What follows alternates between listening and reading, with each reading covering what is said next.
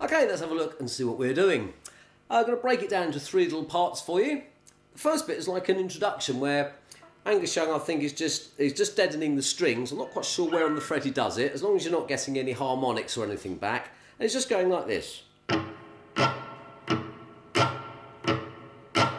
he does that 6 times, playing the bottom couple of strings like that, and then doing a longer sort of downstroke. So it's short, long. He does that 6 times. I played it 8 times because the hi-hat then takes over from the drum. So that's like your introduction. So the way I played it earlier was just like this.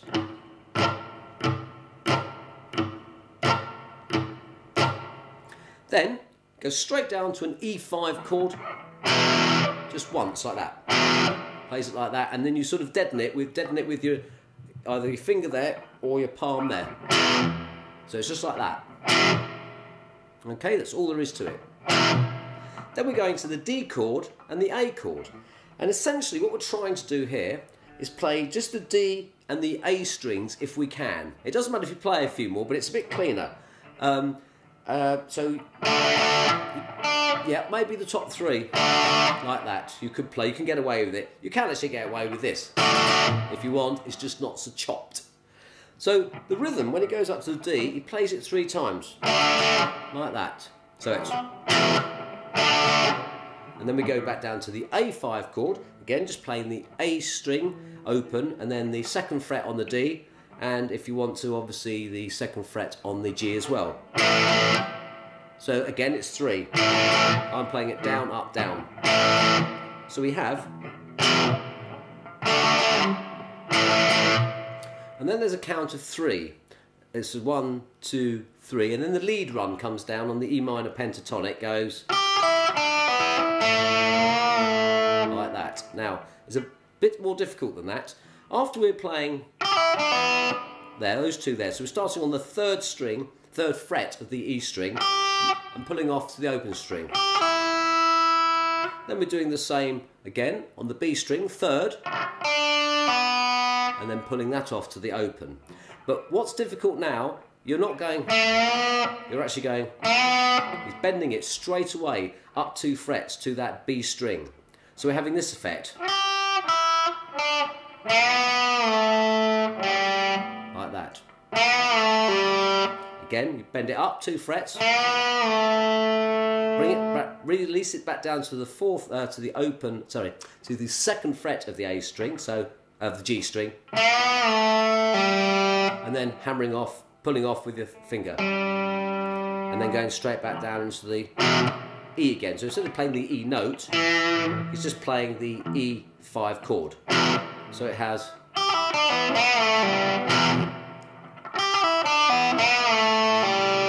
Got that? Like that. Now if you play every note,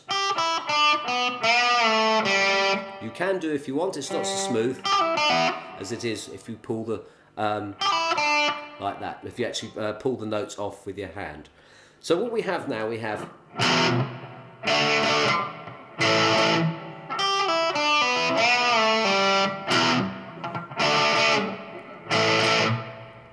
And that completes the 2nd segment. So we're playing the E5 once, we're playing D5, or sorry, the D chord 3 times, and then stopping it again with our hand so it doesn't ring, and then the A5, like that. Then we've got our little lead run down. Then we go back down again to the E5 chord, and repeat that pattern. Now after that, there's a little run up that he's using, it goes like that, it's basically a little run up from the G sharp note to the B note on the bottom E string, so he's going like that. So we're starting off on the 7th fret of the E string, and going down, stretching down to the 4th fret of the E string. And then he's going back up to the B note again, on the E string, the 7th fret. This time we're going up to the 5th fret. Then he's doing it again, B note, 7th fret that is. Then he's going to the 6th fret. And then we're hitting the B twice. Sliding down and getting ready for the whole riff again. So it's like this.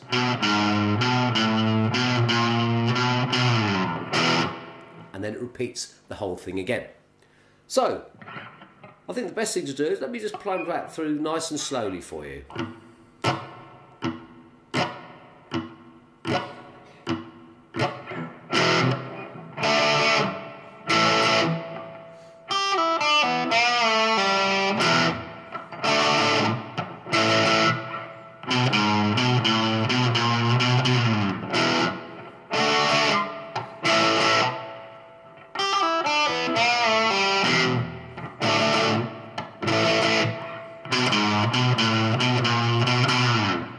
And then he carries on playing that riff throughout the verse.